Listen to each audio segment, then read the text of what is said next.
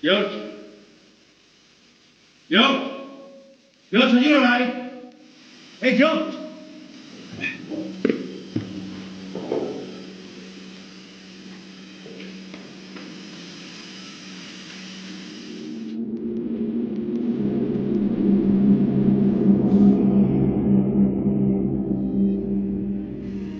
Despite the high priority given to enclosed spaces in safety meetings, and the amount of information available to warn crews of the dangers, they are still the cause of many deaths. This is often because crew members don't realise they're entering a dangerous space, or they are complacent and fail to follow procedures. Many of the emergencies that occur are a result of the atmosphere. These include a person being overcome by a poisonous gas or vapour, a lack of oxygen, smoke, or a loss of air supply whilst working in a toxic or oxygen-depleted atmosphere. There is also a risk of heat exhaustion, injury, or being trapped. Any person suffering from any of the above will be either unconscious or partly conscious and may not be able to help themselves. If this is the case, they will be in a very serious state and will need immediate rescue from the space, followed by medical treatment.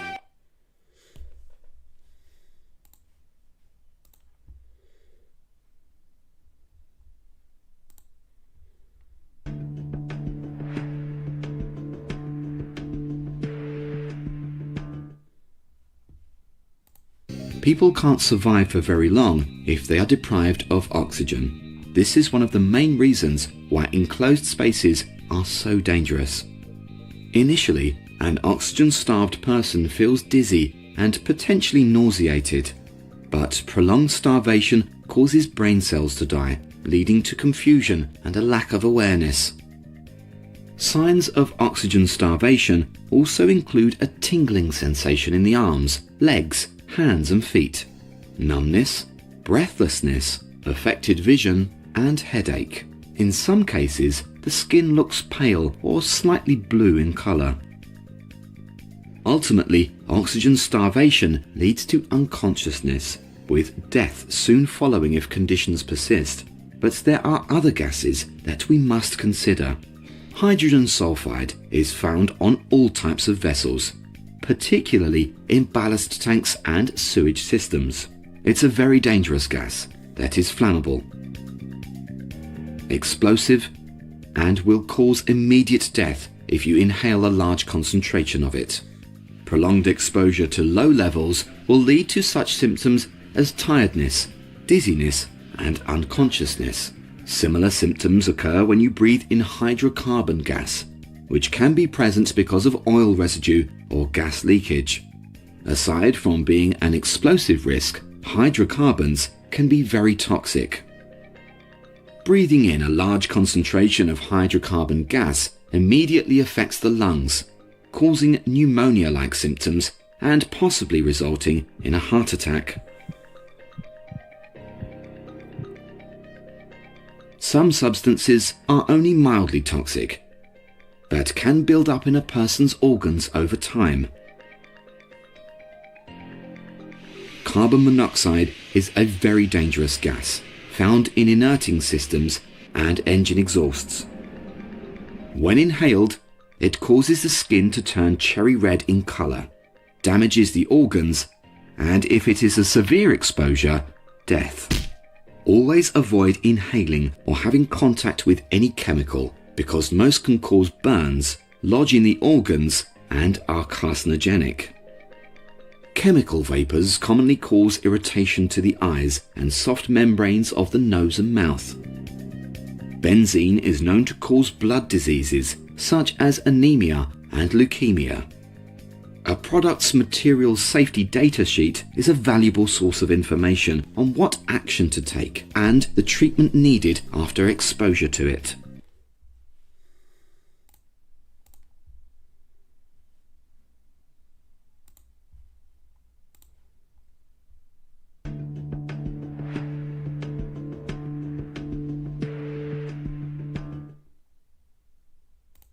Contingency planning is a necessary part of an enclosed space entry. This ensures that crew members know what to do if conditions change or things go wrong. Often the plan will require the space to be immediately cleared of all personnel. This will be the case if conditions have changed and the requirements of the permit cannot be met. When a high gas measurement or low oxygen reading is made in the atmosphere, or if any forced ventilation or extraction fails. It should also be done if a person feels unwell. When the vessel's general alarm sounds, if there is more to the task than covered by the permit to work, if the temperature in the space is found to be too high, or if the space is found to contain unexpected cargo residues. Contingency planning also covers such events as lighting failing, or variations to the nature of the task inside the space that are different from the permit. If the airline supply fails, there should be a backup plan in place to immediately restore the failed air supply. Part of this type of planning on a tanker should also cover the possibility of workers leaving the space but being contaminated with oil or chemicals.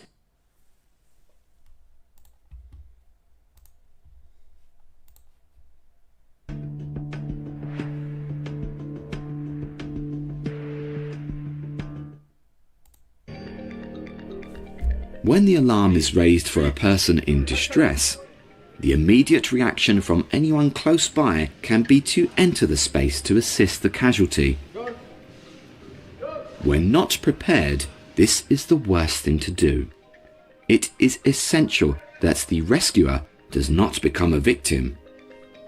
It is human nature to want to assist others, but this should be done by immediately raising the alarm and following the rescue plan, which will include directions on how an alarm is raised, the equipment required for the rescue, the members of the rescue team, the roles of individual members, and the rescue method. Training and drills prepare crew members for taking part in a real rescue, where there will be some urgency to assist those in trouble. Even so, you should still have a briefing before entering the space. In an emergency, it is too late to test the plan, so it must be tested with a drill. An effective drill allows all the members of the team to appreciate the difficulty of moving an unconscious person, and it enables rescuers to understand and practice with any specialized rescue equipment on board. SOLAS require enclosed space entry drills to be undertaken every 2 months. These have to be realistic and involve the rescue team, but they should never put people at risk. There should be rescue drills for unconscious people inside an enclosed space, such as a cargo tank, where a casualty would be lifted out vertically, and an unconscious person inside an enclosed space, such as a cofferdam, where the casualty would be carried out. Drills should be undertaken both for a safe atmosphere and a dangerous one, where the rescuers would have to wear breathing apparatus. There are times when an airline BA set has to be worn, rather than a self-contained one. This may be the case if there is a small opening to the enclosed space.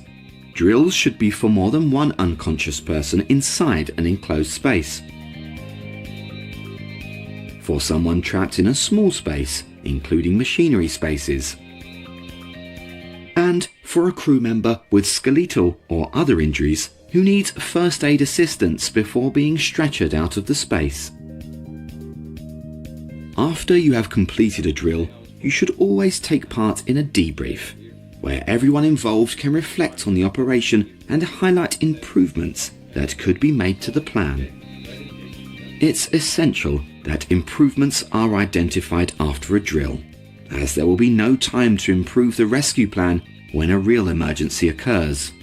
Enclosed spaces can be hazardous, but by following procedures and thinking of your own and others' safety, you will not become a casualty.